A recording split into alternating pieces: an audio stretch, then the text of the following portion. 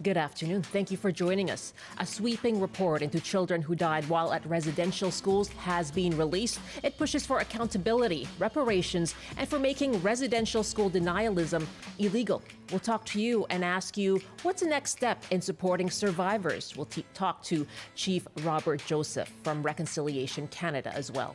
Plus, more of your reaction to the BC election. And after 12:30, we turn to Halloween and ask you for your most memorable Halloween costumes. I'm Michelle Elliott. Welcome to BC Today.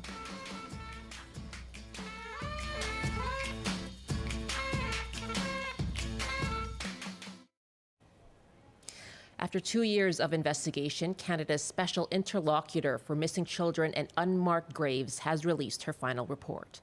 Kimberly Murray is calling on the government to launch a 20-year Indigenous-led probe into missing residential school children and refer their disappearances to the International Criminal Court as a crime against humanity. She's also calling for reparations for survivors and for residential school denialism to become a criminal offense. Murray spoke yesterday in Ottawa. They exposed the children to diseases that killed them, refused to provide them with enough food, and permitted non-consensual human experimentation to be conducted on them. Now, this story may trigger some difficult memories for some of our audience, so please take care. There is a support line for those impacted by residential schools. You can call the 24-hour residential school crisis line at 1-866-925-4419. Cookme Chief Roseanne Casimir of the Tecumloops Teshwepmec helped kickstart this journey and awareness about residential schools. In 2021, she announced the discovery of more than 200 possible unmarked graves near the grounds of the former Kamloops Indian Residential School. Our survivors, they're being hurt. Their truths are coming to light. There's many survivors who, probably still have not came forward yet. And with the rise of, denialism, that's harmful. That's Cookpe Chief Roseanne Casimir. We want to hear from you. What are the next steps to support survivors of residential schools? And how should we deal with residential school denialism? You can call us 1-800-825-5950, 604-669-3733. You can also hit pound 690 on your cell phone. You can also email us, bctoday@cbc.ca. Joining us now is Chief Robert Joseph, the ambassador for Reconciliation Canada.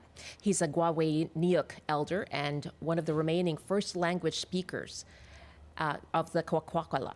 He's also the survivor of the Indian residential school system, taken from his family when he was just 6 years old to St. Michael's Indian Residential School. Chief Joseph, a pleasure to have you. Thank you very much. Oh, thank you. I'm glad to be on your program. How do you see this stage in the process toward reconciliation? I think it's an absolutely necessary stage. It's part of the overall narrative. It takes away anything that we could possibly hide anymore about the genocidal activities that were underway. And just with respect to those denialism speakers, I think that the revelation and exposure of the missing and murdered Indigenous women and kids, the little children, is part of that truth. And we're going to overcome those deniers by repeatedly and staying steadfast on telling the truth. There are enough people in Canada who now recognize that, who've heard the story, who understand what happened as a consequence to all of the Indigenous generations that have gone on before us. All of us have suffered immeasurably.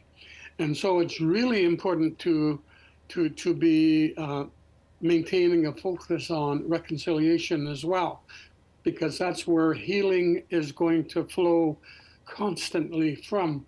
when all of us, all Canadians, Indigenous and otherwise, continue to have dialogue that creates understanding between us, and we develop the ability to listen to each other. We've got to start listening to each other and determine the truth from that. You're a survivor yourself of St. Michael's Indian Residential School. What goes through your mind when you hear about denialism? I mean, have you encountered it? How widespread is it? I've read about it, but there's nobody ever come up to me and said, you know what, you're a liar. I haven't heard that. But I know there's lots of it going on from news and from reading papers and hearing others. And it's out there. And it's a human condition, and that seems hard to get rid of when people continue to be misinformed and simply act out of anger and hatred and division or whatever it is that they're seeking. I don't understand the denialism that's going on. We should all be just listening to each other and beginning to hear each other and know that this story belongs to all of us.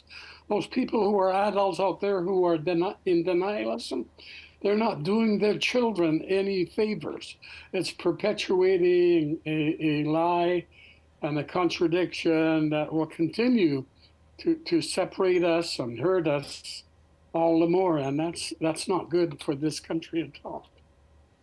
Chief Joseph, what Special Interlocutor Murray also said in her report is that the greatest and most important obligation is supporting survivors. What do you see as the next step in supporting survivors of residential schools and their families? You know, I've been watching, observing the process of reconciliation ongoing in the last little over decade. And the one thing that's going to keep it alive, the idea that we can live harmoniously with each other and build better understanding and relationships, is this whole idea of continuing to have dialogue. Just keep talking to each other. And I think when we do that, then whatever the outcome, the eventual outcome of all of it is, belongs to all of those who are in a dialogue, whether we're Indigenous or other folk of other races. Whatever the end result is will be a result, as it will become a result of because of our efforts to create that understanding and build bridges and to transform with each other. She's also calling for reparations, and to specify, she says that could include apologies, commemoration, memorialization, and compensation. And this comes out of the Truth and Reconciliation report as well. What are some of the things that you see as reparations? I know with the broader issue of the residential school, reparations, apologies were really important. People taking responsibility and confessing, acknowledging the wrongs that happened, and then that leads to, if you want to be true to your conscience, if you're one of those persons, that leads to you to wanting to do something about it, beyond words, beyond apologies, and begin to do kind acts. The first kind act would be to acknowledge that we're all human beings, one humanity, we all belong, and every race and color, creed and language is important, and we should honor and respect all of that. And that comes only with the kind of interaction that comes through deep dialogue, deep efforts at building relationships between each other. That's really, really, really important. And I think compensatory issues are important too. That's the model we go by in modern society when we're thinking about making amends, talking about reparation. That's really important as a symbol of a desire to put that beyond words as well. So the idea of this really profound report by Ms. Murray is uh, uh, is profound, and it needs to be actualized. And while we need to be going through this early stage and having discussions about it and understanding everything about it, it's going to eventually lead to steps that truly immunize us from hatred and racism and all of that, all of those ugly things that keep popping up in our lives. So the process is really important. And when we get this kind of information, we have to confront all of the uh, um, subjects that are raised there, all of the recommendations, and then we do what we can do. Sometimes it's little by little, and sometimes they're big home runs, but we keep moving forward incrementally if we must, but when we can, do the home run stuff, you know. That's the same for reconciliation at any level. We can do it incrementally or by degrees, slowly, or it can be one big home run, one after the other, like resolving big issues. But all of those efforts are important. All of those components are important to conduct and to carry out, and for all of us to be supporting them. I really think Canada has the opportunity to be one of the great countries in the world if it comes to terms with this indigenous history that belongs to them as well. People here on Turtle Island have to recognize, and it's true that we've been here for millennia, and why and how come are we still on the bottom of the ladder? But worse than that, we're still rejected by so many people, especially deniers, I imagine. And on that, you talked about listening and engaging. This report calls for an obligation to make it illegal, to change the criminal code when it comes to denying or spreading misinformation about residential schools. And what to you is the best counter to denialism? Well, ultimately, the dream, of course, is by all of those who believe in reconciliation, that everybody needs to be eventually in the fold, recognizing, acknowledging our one humanity, learning to honor and validate each other. And so I think if we start decriminalizing people, that's likely never going to bring them on board to any level of discussions that would allow us to transform between all of us who are living here on Turtle Island. Do you think that criminalizing it goes too far? Yeah, yeah. I think it's a bridge that only should be considered when we've given up on the idea that all of those people are hopeless. So to you, it's more engaging in education. Um, what I guess what do you see as a way to do that? And you've been talking about engagement and bringing people on board. How do we do that in such a polarized world that we live in right now? Yeah, we can lead the world, by the way. I've been watching south of us, and I keep thinking about Canada, and we're not quite there yet. I know there are divisions, but we're not a country split, 49-51 or anything like that. And there are still enough people in the middle ground who can listen and hear each other. And together with all of them, we've got to find ways to reach out to each other. One of the things that I always dreamt of was that there would be some kind of support for simply establishing relationships, of creating dialogue, community to community dialogue, backyard to backyard dialogue, wherever it is, and that somehow we would be able to provide the space for that. So that people begin to come, and we create the kind of spaces that everybody feels safe, because we work on the assumption that when people get together for the highest purpose in their lives, it's sacred.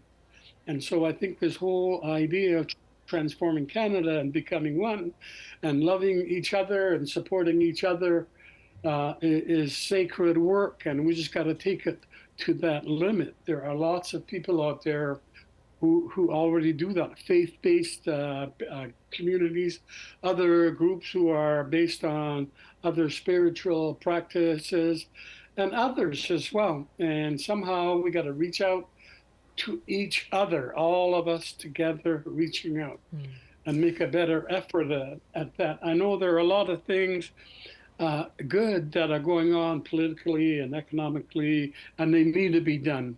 And they're the things that will help to perpetuate whatever we achieve to a degree of reconciliation that we think we can, living side by side and being countrymen together in a real sense. My guest is Chief Robert Joseph. And Oh, pardon me. Go ahead. I say that recognizing that I also really admire the adversity of Canada. Everybody's here, every color, every race, every creed, and we should make sure that we afford them the protection to maintain those special elements of what sets them apart in our collectiveness, you know? My guest, Chief Robert Joseph, Ambassador for Reconciliation Canada and an elder with Gwagwayinuk First Nation. And let's take your calls now, asking you, what are the next steps in supporting survivors of residential schools, and how should we deal with residential school denialism? And James is on the line now from North Vancouver and a member of the Tsleil-Waututh. Hello there, James. Hello. Thanks very much for calling in. And what did you want to say about support? Well, about reconciliation, I'm having a hard time to talk about that because I don't believe in it until the government gets rid of the Indian Act, because it's a genocidal document.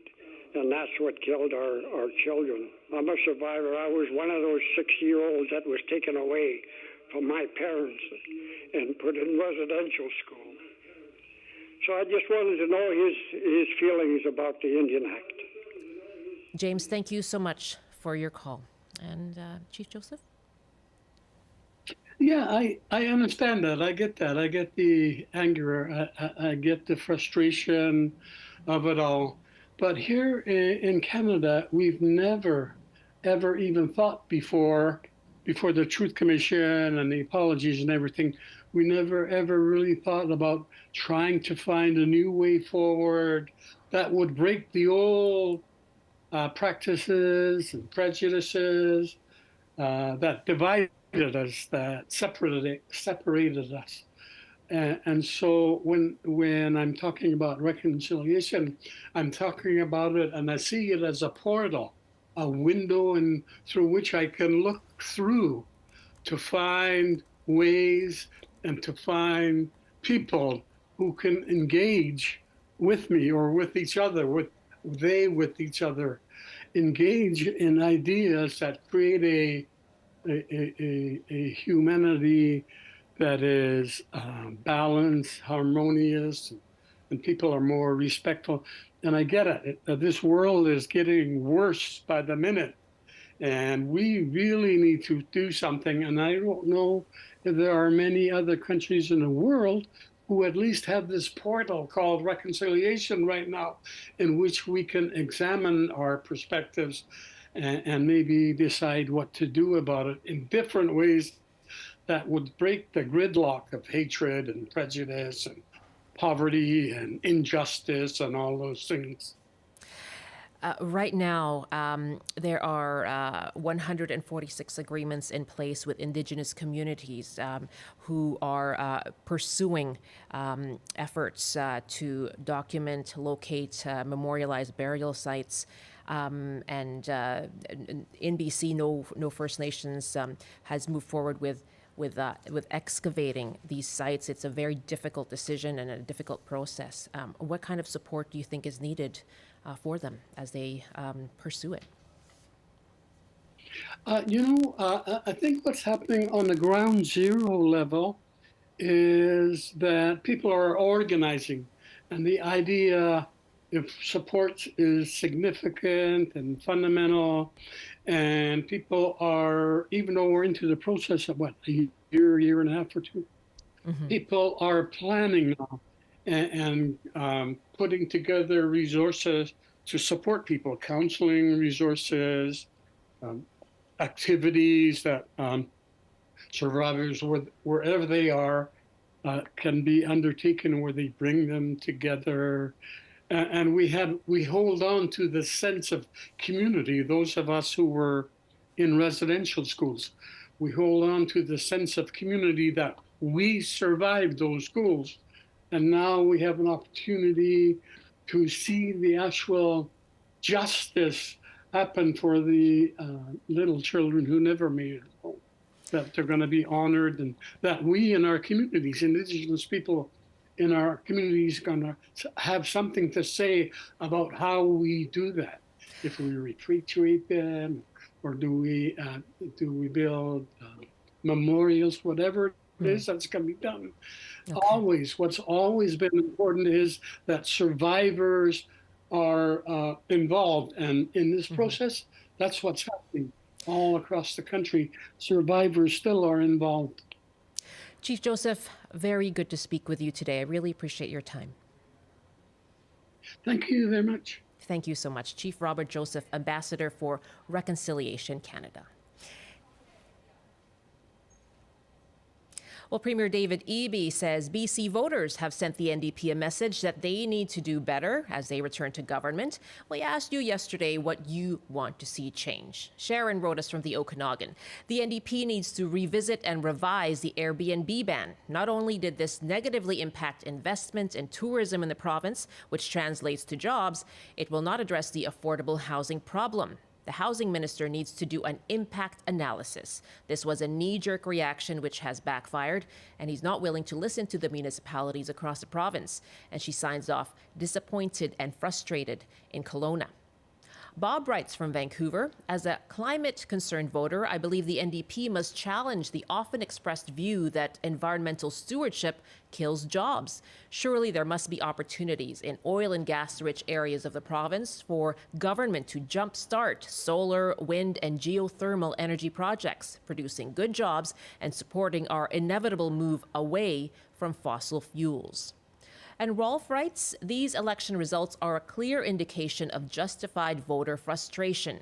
A least worst result. The only reason the NDP eked out a razor-thin win is because many in the middle-of-the-road electorate were appalled by the unhinged extreme right-wing elements in the hitherto fringe BC Conservative Party. Premier Eby would be well advised to review and rein in his culture of permissiveness, euphemistically dubbed inclusivity. The pendulum is off the scale, which can only reverberate in an impending severe backlash. Public security, real and perceived, is a tailspin. Thank you for your emails. Our address is bctoday@cbc.ca.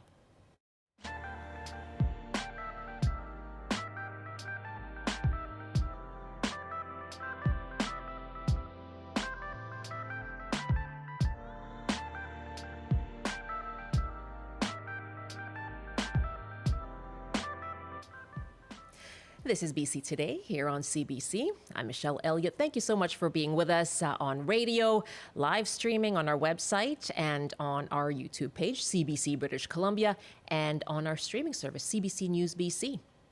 Coming up in our next half hour, we are going to talk about Halloween. That's right. It is Halloween Eve, and we'll ask you about your Halloween costumes. What are you dressing up as this year?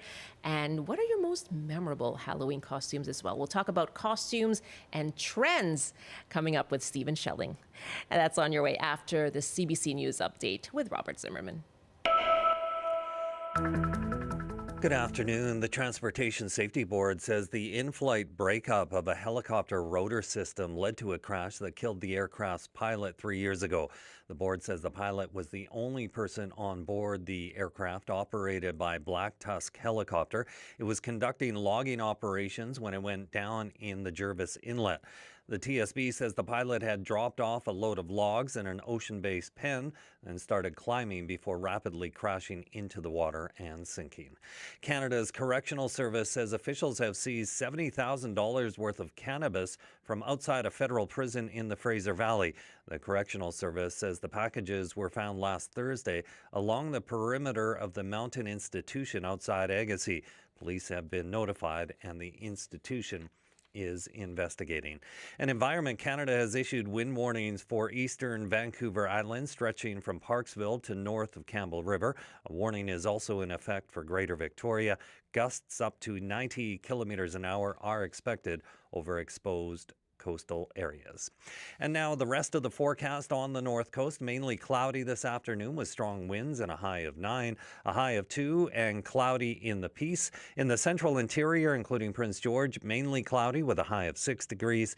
Mainly cloudy in the Kootenays as well with highs from 5 to 9. In the southern interior, including Kelowna, a high of 9 with a chance of showers.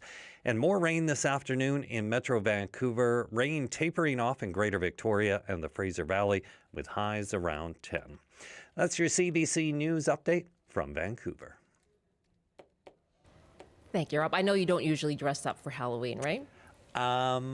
Well, no, I guess not. No, not lately. I used to, yeah. Yeah. When my son was younger, I did, sure. Oh, that's very good. Did Yeah. you do the family matching costumes? Not that often, No. no. We let him do his own thing, and then, yeah. Very good. Yeah. And I know your son is grown now, but Yeah. I came across a really interesting piece today asking when is too old Too old, yeah. go trick-or-treating? When are you too old to go trick-or-treating? Well, personally, I would have felt slightly dorky at 17 or 18. But, you know, if a kid that age comes to my door, you know, and he's dressed up, then I'm going to give him a crappy little mini candy bar, right? Like, I mean, if he goes through the effort. Equal bad candy for all. Exactly, yeah. Yeah, and if they put an effort into not just like wearing black The and garbage a mask. bag, yeah, that's- no, you got to that's put pretty an lame. effort. That's true. I actually didn't go trick-or-treating until I was 12 because that's when I Oh, came here. And then I okay. was kind of too shy because I thought I was too old, but my friends convinced me to go out and I dressed up. I just kind of cobbled costumes So together. mid-20s, you stopped, is that right? So a good 12 years you got. You should have seen got my in there. haul, though. Yeah, sure. Okay. I did stop. But I did go take my kids around. So you get an excuse, right, when you're a parent of young kids. Absolutely. I'm just no, a parent. It's a great night. Yeah, it's super fun. exactly. Yeah. Okay. Well, we'll be giving out candy tomorrow. Yes. That's what we're doing. Rob, thank you. You bet. Mid-20s. As Rob Zimmerman in the CBC Vancouver newsroom.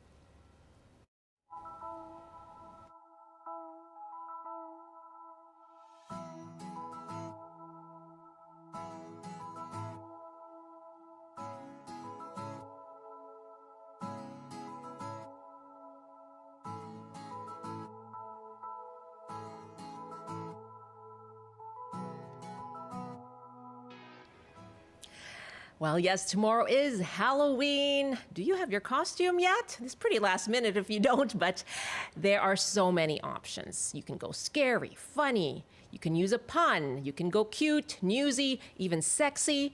We're asking you, what is your costume this year? And what has been your most memorable Halloween costume? You can call us 1-800-825-5950, 604-669-3733. You can hit pound 690 on your cell phone. Our email, if you want to send us your costume idea, maybe even a photo, it's bctoday@cbc.ca. We'll give away 2 BC Today water bottles to 2 of our callers this afternoon. Well, for more on this year's big costume trends and maybe just how you can make a big impact with very little effort, right? No garbage bags. We're joined by fashion writer from Vancouver and stylist Stephen Schelling. Hello, Stephen. Nice to see you. Hello. Thank you for having me. Oh, well, thank you very much for joining us. You're the first person we think of when we think about fashion and trends, of course. Well, thank you. So what are you dressing up as this year? I have a few costume ideas. They're not really fashionable this time of year. I don't know. I think I was struck by the election, so I wanted to maybe do the BC electoral map and wear a denim shirt and jeans and paint strategic orange splatter down my right leg with a little green sock. That's really good. And that would be my outfit. Yeah, I came up with that. I think last night when I was trying to figure out what to do. The other one, I mean, it's an old standby. I've got a striped shirt and some white pants that I bought on sale in September. I won't get to wear them again until April. So if I go as some sort of mariner or, a frogman from the Navy, then I get to wear that. So I can wear the pants sooner. And then my other one it's my go-to, it has been for several years, is just grunge. I just still have my mom just downsized, and so I had to go back to Montreal, and a whole bunch of my university clothes were in a closet. So I have a full grunge warehouse now in my house. And just I can Nirvana or whomever, yeah. Exactly. I could pull together a late 80s, early 90s grunge look in no time at all. I was thinking of doing, because I do just like to cobble things together as well for a costume, I thought I could go as, okay, I'll tell you what I'm wearing first, or plan to wear, and then I'll tell you what it is. I was gonna wear a sparkly dress, walk around with a hammer and a witch's hat. And so that would be Sabrina Carpenter with a hammer, teenage witch. You need a blunt cut bob. I do. A white blonde bob cut. Exactly. That would be perfect. Black Maybe carry an headband. espresso cup with you too. I should. To get that Sabrina Carpenter out there. That's at me espresso. You're right. I should. Exactly. And last year I came as Cardi B. I wore a cardigan and wore a bee antenna. Yeah. You're a master at this. You're a master at the puns. I just don't like to go shopping for costumes. That's really my secret. Well, tell me, what are the most trendy, most popular costumes this year? What are you seeing out there? I mean, we're lucky that this year, we're lucky right now that this year Halloween is happening to fall on a Thursday. So most of the gung-ho people partied last weekend. Yes. So all of that is now online. So you can steal from other people. I would suggest, though, that if you're going to steal, Facebook is mostly going to be kids' costumes, and Grandma hasn't gotten those pictures yet, so you have to go back a year to find those if you're looking for stuff for your kids. When it comes to TikTok, it's just a lot of people building their costumes and making things. It's too late for you, right? It's tomorrow. You're basically Christmas shopping on the 24th right now. So yes, exactly. This is 7-Eleven. Yeah. Mm-hmm. Exactly. Instagram, those girls have been working on that costume since last March. You cannot compete. And those boys have been going to the gym since 7th grade. So they've got 8-packs and they're wearing a Speedo on Instagram. You don't want to do that. So I suggest Twitter. It is also the home, you'll be happy to know, of the pun costume. And there's just tons and tons of different memes going on Twitter right now. One of them is the I Hate Gay Halloween, and it's I Hate Gay Halloween, but I'm going as, and it's always these really deep cuts of pop culture, something that would, maybe your Sabrina Carpenter outfit would totally work. I have an audience, yes. Exactly. So I would check out Twitter. That's where you're going to get some of your best stuff. This year, though, I've noticed overall, Chapel Roan has taken over Halloween, maybe because she came out of nowhere this year and has taken over the music charts. And she's very theatrical, so it's very easy to build a costume out of all the looks she's had so far in her let's say she's a 20-year overnight sensation.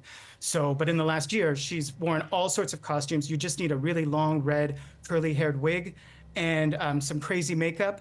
And if you're on Twitter, you can also, there was someone who went as Chapel L. Roan Hubbard, and it was, he was carrying 2 Scientology books while dressed as her. Okay. So that's another thing that you can look at. So I think Twitter is your best place. And right now, Chapel's leading the charts. There's also a lot of Wicked. The movie hasn't come out yet. Yeah. But people are already dressing up because there are some super fans of the musical, the Broadway musical out there, and they've been waiting for this movie. So there's a lot of witches, the regular witch costume, but with green body paint. And then there's the Glinda costume where you can just, I guess, reuse your old your old prom dress or find a relatively inexpensive big pink poofy dress. Again, it's not going to be this type of thing that if you haven't picked your costume, you're going to be able to do, because I have a feeling that pink poofy dresses at the thrift stores are gone at this point. You can do You're so gonna have to be much. Yeah, Exactly. absolutely. Let's take some calls now with Stephen Schelling asking you, what are you dressing up as this year? Are you scrolling through TikTok and Twitter looking for last minute ideas? And let us know too, what are your most memorable Halloween costumes? Call us 1-800-825-5950, 604-669-3733. You can hit pound 690 and we'll give away 2 BC Today water bottles to 2 of our callers. Let us head into Kamloops, Stephen. Brenda is on the line. Hi, Brenda. Hi. Well, I'm going to tell you about a costume that I wore years ago when my children were in elementary school, and I thought I would go and join in. So it was the cowboy Western theme. So I had the cowboy hat and I did the Lone Ranger mask for the real disguise, and had knee-high cowboy boots. And I took the kids' horse that, the kids had the horse on a stick to ride, and it was a real plush, like nice brown and white plush horse. So anyway, I'm at the school and nobody knows me there, but I just stuck the stick in my knee-high cowboy boots, so the horse was just standing there with me. And the kids would come up and say, "Can I pet your horse?" And it was like little kids can't tell the difference when something's not real sometimes, an inanimate thing. They don't know that it's not real, but they were lining up to come and pet my horse. Oh, my goodness. That is adorable. Yeah, it was pretty cute. So it went off better than I ever could have anticipated. Oh, you must have gotten a lot of hugs that day from little kids. That's awesome. Well, your horse did anyway. Brenda, thank you very much for the call. Yeah, kids, I gotta say, I love handing out candy, loved it when my kids were little, because they just get, the joy that they get out of Halloween is just hard to match. So I don't know. I know adults get a kick out of Halloween, perhaps in an ironic way, Stephen, but can't really match the joy of kids, that innocence, right? It's true, and you can't you're not going to recapture that. Yeah. I guess you could say pure joy. For adults, yeah, it's more ironic, and it's almost like a Mardi Gras atmosphere because you are in a costume. Anything goes. There's a lot of early morning walk homes of people in costumes around this time of year, and that's always fun to watch. A early riser or a dog walker in the morning, and you see bedraggled witches and cowboys dragging themselves home after a hard night. That I enjoy. That's probably my favorite part of Halloween now that I'm old and jaded. But that's what I'm basically probably going to do. I'm just going to get my costume on for the handing out of candy, and then look forward to the morning after. Just go out for a walk and see who you spot. Exactly. I love that. So if you're planning on partying, take some sunglasses somewhere in your costume so you can put those on the next morning. Well, hand out some candy while you're at it. Oh, absolutely. Absolutely. While you're watching them in their shame. Bill is on the line. I don't know if they want to know Henry from me at 5 a.m. But okay, I'll fill my pocket with the leftovers. That's right. Bill is next in Vancouver. Hi, Bill. How are you dressing up this year? Well, a while back, I worked for a big crown corporation, and the tradition there was on Halloween, everybody was supposed to go in costume, and I'm not a costume person. So I went in my usual suit and tie and all of that thing. And the CEO came around to the various departments, and he looks at me. Everybody else around me is in costume, and he looks at me. He says, "Where's your costume?" So I reached over and put a bag on my head. And he says, "Well, what's that supposed to be?" I said, "Well, I'm a faceless bureaucrat." come up with that so quickly? I do that. Yeah. You know, You had. there's a cheap, easy costume for all the civil servants. Absolutely. Yeah. And so, and then you suddenly fit in with everybody else who was dressed up. You know, well, he went away, so that was all right. I think he was dressed up as a king or a jester. Oh my gosh! And so, did he like your joke? Did he like your costume in the end? Well, I didn't get fired. No, you kept Well, on being a faceless bureaucrat. Yeah, I got fired later, but that's another story. Okay, we'll talk about that another open line, Bill, and you can call in for that. Okay. All you need is a paper bag. Absolutely brilliant. And a tie. And a tie. That's right. That I think is. You can do that. You can do that in any office. I sometimes like here at work here at CBC we had a few people dressing up last year, but it's a little bit, a little bit uncertain in the morning. You go, do I dress up, especially if I'm going to be on the air, or do I just go in my regular clothes? Maybe tomorrow that's what I'll do. I'll be faceless bureaucrat. Have you heard about the office environment, Stephen? Are there things that are appropriate, and where's the line there?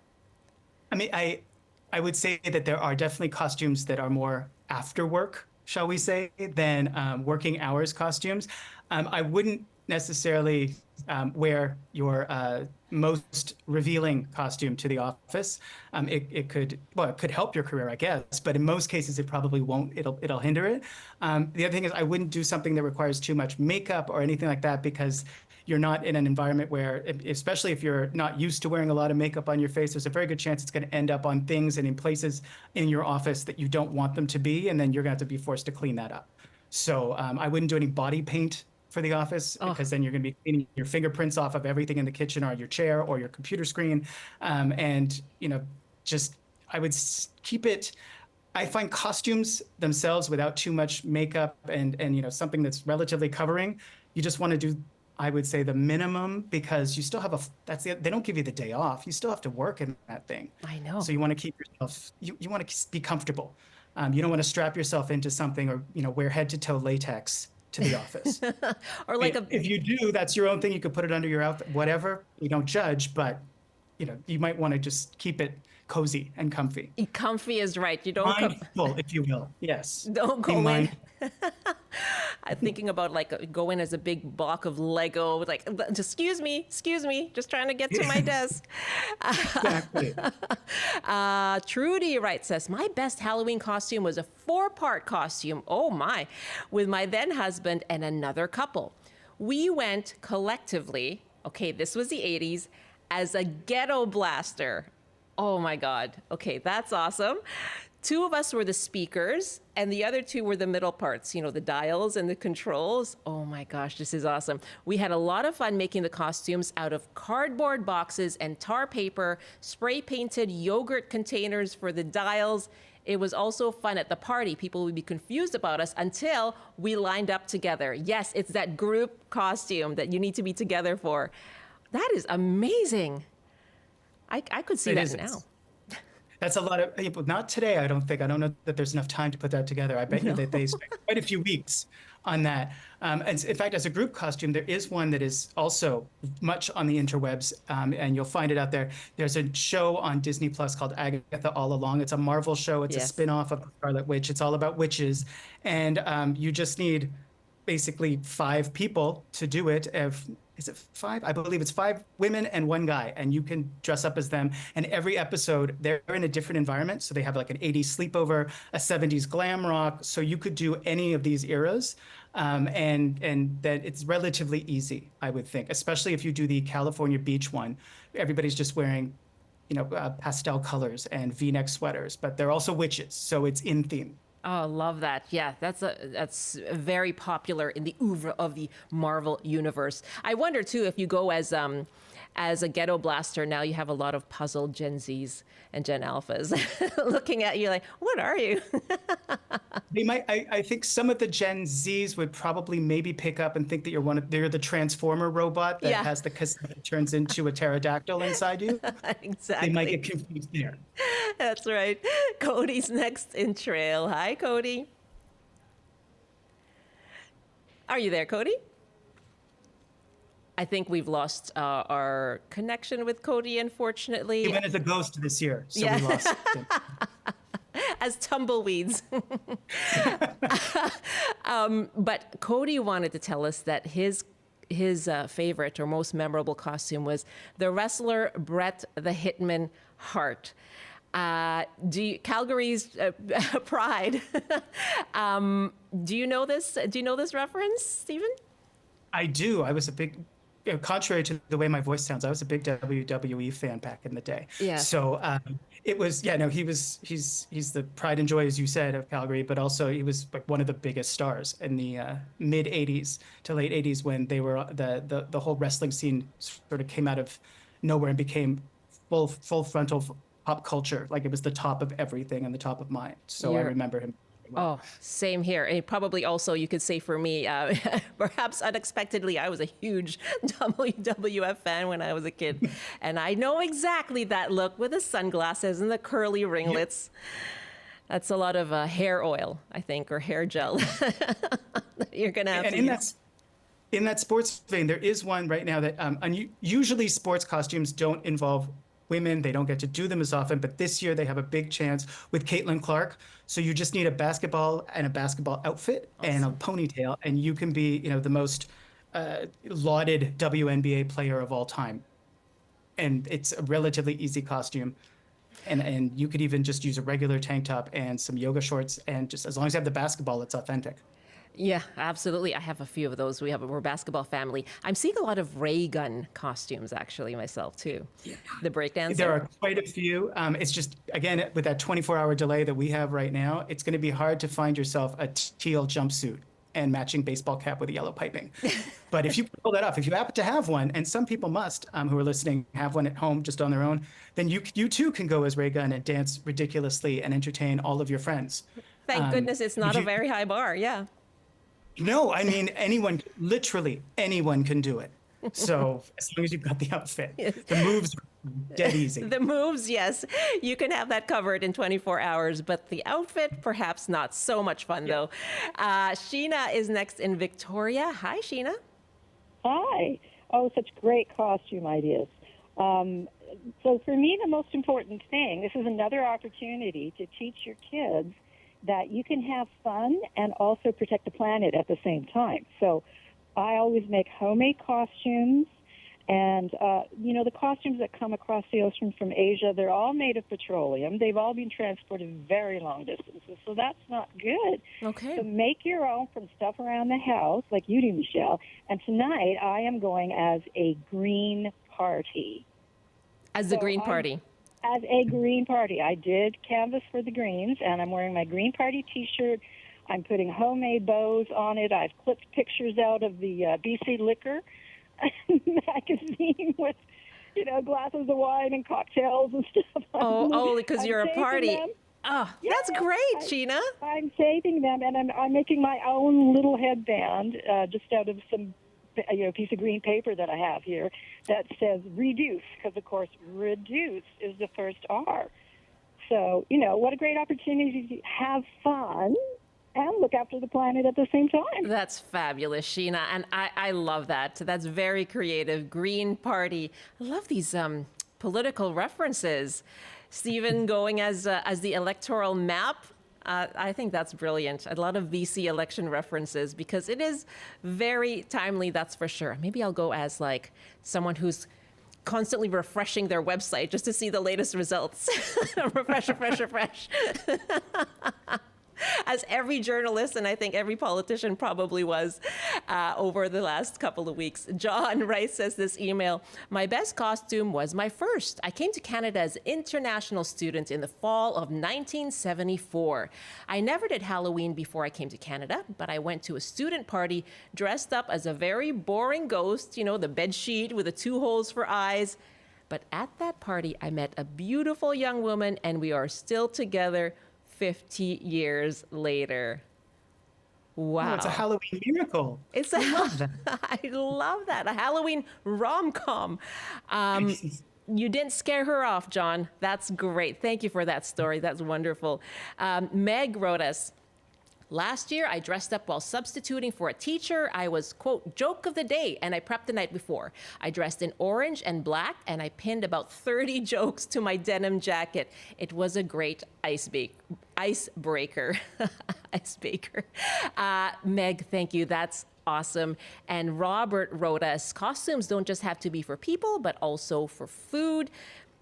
He says, I used to bake a kitty litter cake for my colleagues. It was spice cake cooked to near completion, sprinkled with Tootsie Rolls, partially melted into the cake and on the surface, and it was served with a cat litter scoop.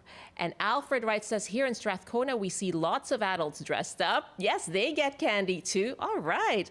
Or a red onion if they prefer. We bought an extra bag for the occasion. So there you go. You're never too old to go trick-or-treating. Do you remember the last time you went trick-or-treating, or do you still go, Stephen?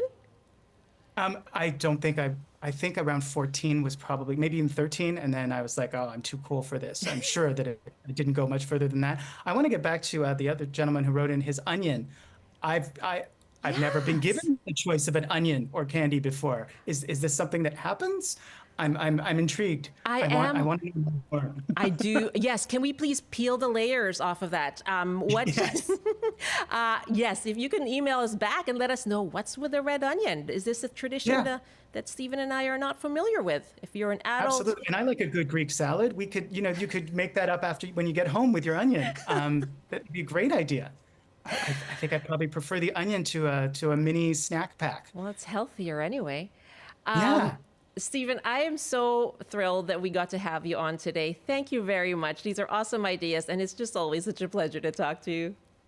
Thank you so much. It was my pleasure to be here. And Halloween safe, everybody. Yeah, absolutely. Happy Halloween to you. That's fashion writer and stylist Stephen Schelling. Thank you so much for all of your calls and your emails. And congratulations to Sheena and Bill. You each get a much lauded and much pursued BC Today water bottle. You could probably think of a Halloween costume to go with that as well. It won't get in there just in time for tomorrow, but maybe you can think of it for next year. It's red. Maybe it goes with a red onion. There you go. We'll send that off to you, Sheena and Bill. Thanks so much. And thank you for all of your calls and your emails. We're getting some more of your costumes. We'll talk about more Halloween stuff tomorrow here on the show.